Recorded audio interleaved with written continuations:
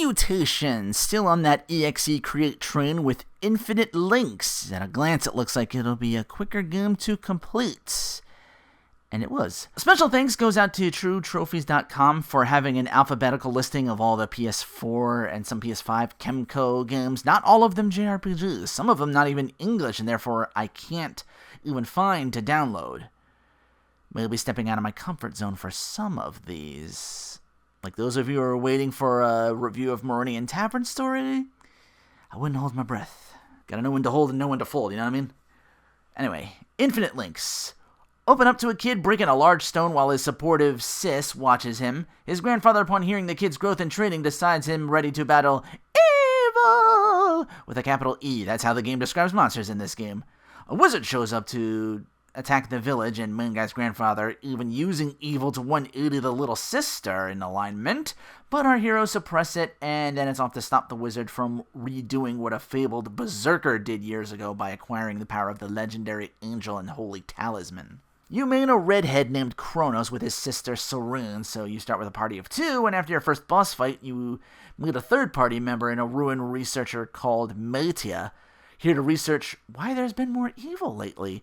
You run into a bard Yumiel the next village over. The fifth party member, actually a couple dungeons into the game, and it won't spoil too much about this character. It actually, I have to leave it at that. So, yep, party of 5, all playable. Lots of the same old from the last game. They're called curse stones in this game, but they do give you the touch this for 3 battles in one go to super grind levels like Sword of Elpisia's, which is great for another reason. You kill enough of a certain enemy, the game's bestiary gives you rewards. 3 tiers of them, in fact. Yeah. So not only are you getting just data of like stats and how much XP and money you get, but freebies for getting a kill count.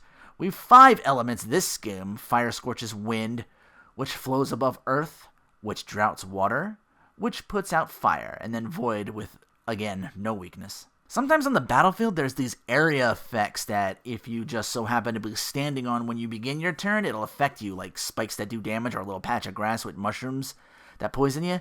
Nothing too hard, and again, on ease, you get all your HP back. They took the weapon equip down to 1, but there's these passive slots for items called fragments that, like weapons and armor, can be synthesized and strengthened.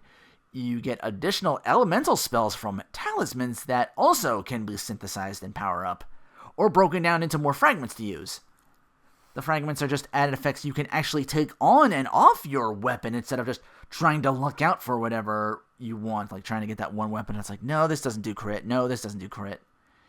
You can actually use fragments to build up crit for yourself and just equip it if it has enough slots. It can have up to 4 slots. But you can mostly get by with a weapon that's like a 1 or 2. The magic gets a 3x3 grid. You build a path to gain some passives along the way. If you go horizontal or vertical with your spell placement, that character can cast even stronger spells. Like the last game, physical will eventually outstrip magical. Save for the water elements for healing and res spells, those are important to keep on.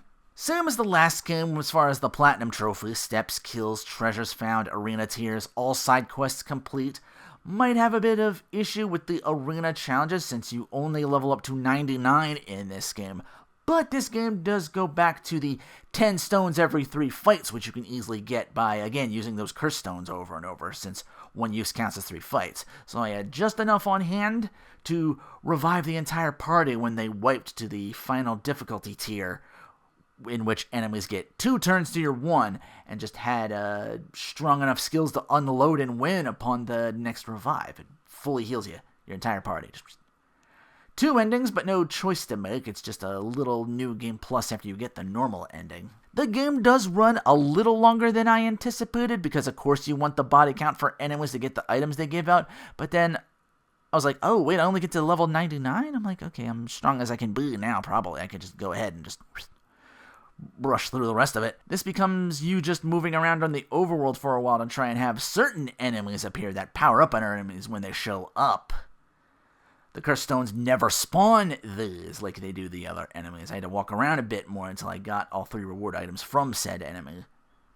On the plus side, most games where synthesizing at some point becomes an afterthought, this game you'd be doing it for weapons, armor, and spells. Like I said, you can break down the spells for those fragments. and then those can be synthesized, which I really liked. It allows you to do more customization instead of just being stuck with a package deal weapon, just being like, oh, I don't need this. In a game where enemy kills give you stuff, I was wondering, where's the usual equip this item and get encounters for every step you take and make that as easy as possible that most, if not all, of these EXE-Create Kemco games have? It's locked behind New Game Plus arena fights. Like, there's this, like, side area you unlock. It's like, oh, you take this on, like, it's a level 80-something challenge when you get this amount of money and this equipped trinket you can put on. Thankfully, there was help from RPGinsane.com for the quests and the means to win these tougher fights. Just make sure every character has fragments 100 in physical attack and crit chance. You can disassemble certain spells to just get more of these, and I had plenty of money because I barely bought anything in this game, say for the +5s for like weapons and stuff, because that's the only way you can bump them up. You can't just take like any.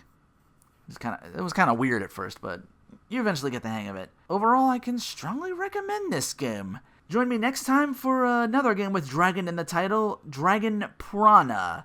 But that'll do for my review of Infinite Links. Until next time, take care and thanks for watching.